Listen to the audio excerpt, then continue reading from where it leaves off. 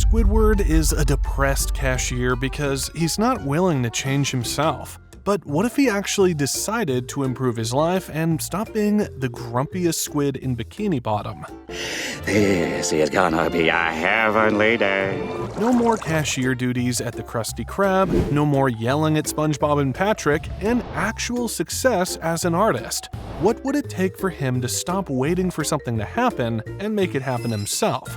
Yeah, Squidward. Successful. It sounds like an alternate universe, but it is closer than you think. It was just another morning at the Krusty Krab. The greasy air, the clanging sounds of the register, the familiar, annoying flop, flip, flop of SpongeBob flipping his never-ending pile of Krabby Patties. Patrick, of course, was stuck in the takeout window again, legs flailing like he was auditioning for a circus act. The usual chaos, the usual irritation.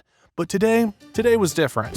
Squidward shuffled in just a little late, 2 minutes to be exact. And as always, Mr. Krabs starts yelling at him for being 2 minutes late. Squidward didn't even flinch. His brain wasn't on Mr. Krabs, SpongeBob, or Patrick. It wasn't even on his shift. His mind was somewhere else, floating somewhere far beyond the greasy kitchen, beyond Bikini Bottom. And for the first time in a long time, he really looked around the restaurant. At the same grimy floors, the same ridiculous customers, the same annoying, oblivious SpongeBob humming in the back.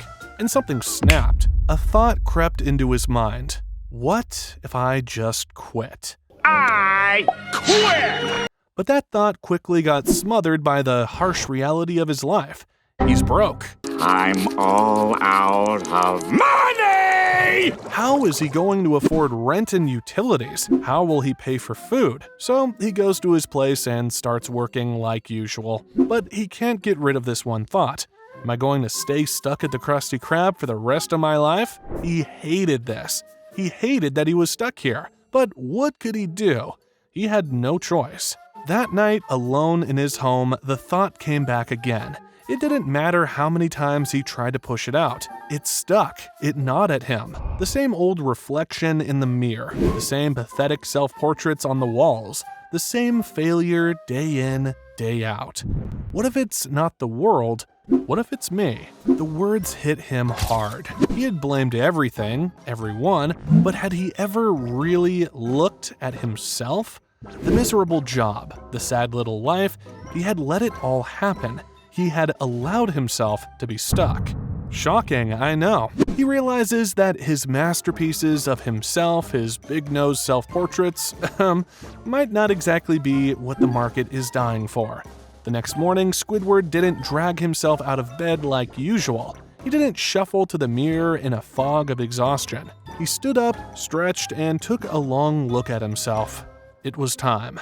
The Krusty Krab, another busy day, the same old routine. The same walls, the same customers, but Squidward wasn't the same. He walked in, his steps a little quicker, a little lighter, no slouching, no dragging his feet. His mind was made up. He was done.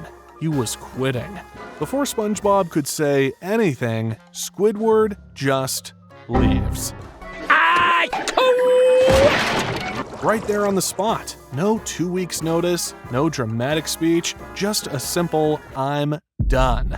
He tosses his uniform hat into the fryer and walks out. Now, you might think this was just another one of Squidward's tantrums. He'd go home, sulk for a couple of days, maybe try his hand at becoming a successful artist, only to return crawling back to the Krusty Krab, ready to apologize. But that's not what was going to happen this time. This time, Squidward has decided to focus on himself. He goes home and looks at the dusty pile of rejected self-portraits in his house and finally admits, maybe people don't want 30 paintings of my face. What if instead of painting himself, he started painting things that people actually want to buy? Abstract ocean landscapes? Avant-garde jellyfish art? A painting of SpongeBob and Patrick wrestling a clam, but he titles it something deep like The Struggle of Friendship. It sounded crazy, sure, but for the first time, Squidward felt the spark of something different, something real. And that was just the beginning. So he stops painting himself like he's the next Picasso of egos and starts making art that, people actually want to buy. Landscapes of Bikini Bottom, abstract depictions of jellyfish fields, stuff that sells. But obviously, success is not a straight line from point A to point B. It takes time, effort, and discipline. Squidward struggles during the first few months. He's using his savings to pay for his monthly bills while his paintings are still unsold. He rethinks his decisions countless times. Maybe he quit too early, maybe he should have continued his job while working on his painting career part-time. After months of struggling, he decides to go back to the Krusty Krab, but just when he's about to open the door, he imagines everyone laughing at him. And just like that, Squidward made up his mind. He wasn't going back, no matter what. The only path now was forward, no matter how hard it was, no matter how long it took. With determination, he turned away from the Krusty Krab and headed back to his studio. He sat down, surrounded by half-finished paintings and the dust of 100 unfulfilled dreams. His mind raced, and then finally a thought hit him. What if I start small? What if I paint pictures of the residents of Bikini Bottom? Just $2. Not much, but enough to get my foot in the door. Enough to show people what I can do. It wasn't a grand, highfalutin idea. It was simple, practical, but it was something. His first customer, Mrs. Puff. She came in, hesitant at first, unsure if she wanted a portrait from the grumpy squid. But after Squidward painted her picture with surprising precision, her eyes lit up. She loved it. In fact, she was so impressed, she proudly hung the portrait in her driving school. Boom, free marketing. Word of Squidward's portraits spread slowly but surely. One by one, customers trickled in. Some wanted their own portraits. Others wanted to try their luck with his abstract interpretations of jellyfish fields. It wasn't a flood, but it was enough. For the first time in a long while, Squidward was starting to get recognition, not as a failed artist, but as an artist with real potential. He was no longer just a guy behind the counter at the Krusty Krab. He was someone. And though the road to success was still long and uncertain, Squidward felt a flicker of hope he hadn't felt in years. But just as Squidward started to get comfortable, just as he thought maybe, finally, he was going to catch a break, Squilliam Fancy Son walked in. You know, his lifelong rival / inspiration / guy he hates to admit is kind of cool. Obviously, Squilliam mocks him, but this is when Squidward realizes something. Squilliam does not make fun of him out of arrogance. It's just Squilliam's way of pushing him to achieve success. Squidward starts thinking about all the incidents where Squilliam mocked him, and he realized Squilliam has always been trying to help him understand his true potential. So instead of getting all petty and jealous, Squidward does the unthinkable. He asks Squilliam for advice. Crazy, right? Squilliam's like, oh, you want to learn from me? Finally, someone recognizes greatness. I knew it! And boom, Squidward gets introduced to the upper crust of Bikini Bottom. Fancy dinner parties, exclusive art galleries, he's suddenly surrounded by rich fish who think his nose makes him look distinct and artistic. Squidward, to his credit, plays along. He starts showing off his new artwork, pieces that actually reflect the beauty of Bikini Bottom instead of just his ego. And guess what? The high society types eat it up. Squidward's paintings start selling like hot kelp cakes, and his name becomes the talk of the town. So now, Squidward's life has completely changed. He's no longer stuck behind the Krusty Krab register listening to SpongeBob's nonstop giggles and Patrick's questionable orders. Can I get a Krabby Patty without the Krabby? Instead, he's hosting fancy art shows in his shiny new mansion, complete with a private orchestra playing music he composed. His attitude shifts too. He starts appreciating the simple joys of life, like a perfectly brewed cup of kelp tea or a sunset over jellyfish fields. Bikini Bottom is shook. Squidward has gone from that cranky guy next door to the artist everyone pretends to like so they can seem cultured. He's even made it onto the cover of Underwater Times magazine. Suddenly, he's the talk of the town. Squilliam is impressed, but also low-key jealous. SpongeBob? He's thrilled, of course. He shows up uninvited to Squidward's mansion, offering to cook for him as his personal chef. and Squidward, surprisingly, lets him. Because, honestly, he missed SpongeBob's cooking, even if it comes with a side of unsolicited positivity. He even compliments SpongeBob. Okay, it's a backhanded compliment, something like, "At least your laugh is consistent," but still, progress is progress. Okay, so Squidward's living his best life now. Art galleries, rich clientele, and all. He's wearing tailored suits made from jellyfish silk, his home has been upgraded into a luxurious modern art gallery, and his calendar is packed with gallery openings and exclusive soirees. But here's the thing, when one Bikini Bottomite changes, the whole town feels the ripple effects. And boy, do things get weird. Let's start with the Krusty Krab. Without Squidward manning the register, Mr. Krabs hires, well, let's just say the candidates are less than ideal. Bubble Bass gets the job but spends all day eating inventory. The restaurant becomes a disaster zone, and Krabs is losing money faster than Plankton's latest scheme. The restaurant begins to fall apart. SpongeBob tries to pick up the slack, but it's chaos without Squidward's sarcastic comments to balance him out. Mr. Krabs, he's desperate. The customers are leaving because even SpongeBob can't make up for the lack of order. Turns out Squidward's constant complaining actually kept the place running smoothly. Who knew? Eventually, the Krusty Krab shuts down, which is like the underwater equivalent of the stock market crashing. Desperate to stay afloat, Krabs turns to none other than Squidward. That's right, Squidward hires him as an accountant. Imagine Krabs balancing the books while Squidward sips seaweed lattes in his massive art studio. Oh, how the tables have turned. And SpongeBob? Well, he's heartbroken because of the Krusty Krab, but he's also proud of Squidward. Poor guy doesn't know what to do without Squidward around to yell at him. So what does he do? He shows up at Squidward's mansion and says, "I'll work for free. Just let me be near you." Squidward, against all odds, agrees. In a twist no one saw coming, Squidward hires SpongeBob as his personal chef. Now, SpongeBob spends his days in Squidward's mansion creating 5-star meals while Squidward critiques the presentation.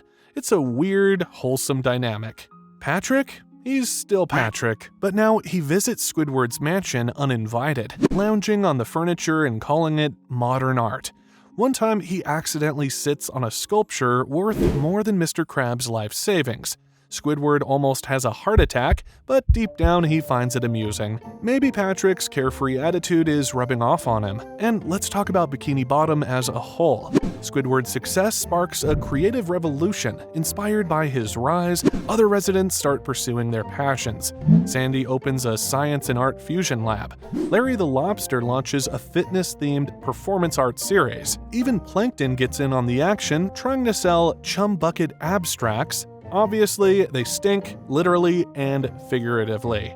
And you would think that without the Krusty Krab, Plankton finally achieves success with his restaurant. But the competition was never the problem. And Mr. Krabs was so obsessed with keeping the Krabby Patty recipe a secret that he turned down every single lucrative offer from Plankton and preferred to become an employee at Squidward's estate. So, Plankton is still a failure, but Bikini Bottom as a whole evolves into a vibrant cultural hub. Squidward becomes its unofficial mascot. Who would have thought? But Squidward soon realizes the high society life isn't all it's cracked up to be. Squidward thought he'd love being around the elite crowd, fancy dinners, endless compliments, and finally being seen as someone important. But the novelty wears off fast. He realizes most of these rich fish don't care about him. They care about his status. Every conversation feels shallow, every compliment feels rehearsed. Squilliam is always there too, lurking in the background with his smug grin, reminding Squidward that no matter how successful he becomes, Squilliam will always claim to be a step ahead.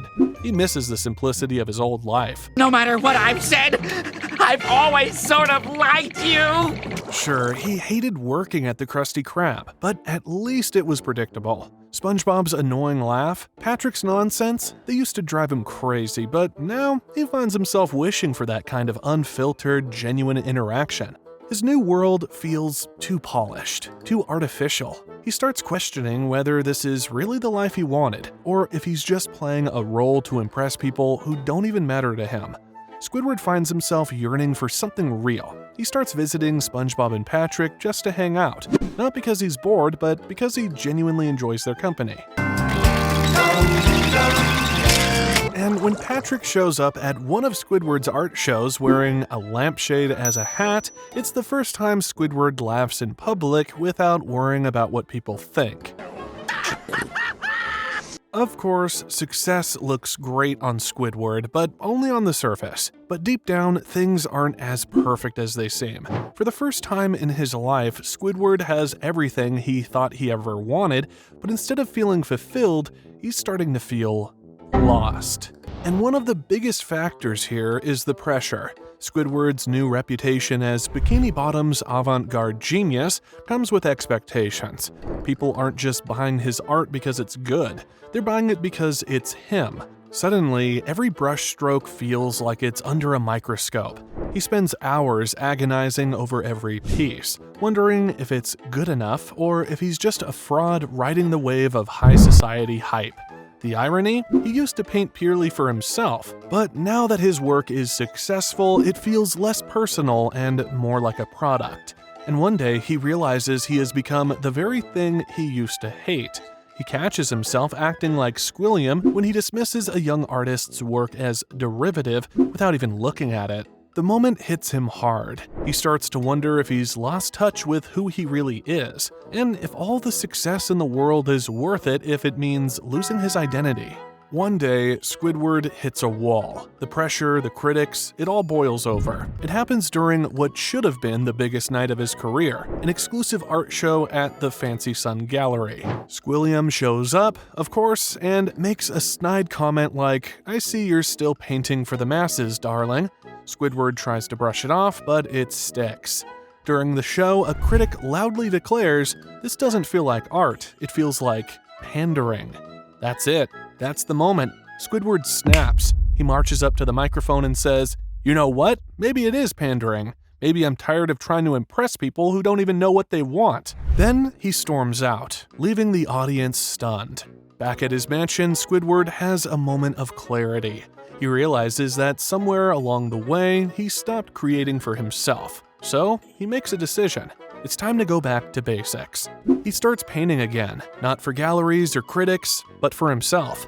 Jellyfish fields, sunsets, even a few more self-portraits because, hey, old habits die hard. And guess what? People love it. His work feels authentic again, and it sparks a whole new wave of appreciation. But what do you think? Would Squidward thrive in his new life? And hey, what other what-if scenarios should I tackle next? Drop your ideas in the comments, and let's keep the creativity rolling. Until next time.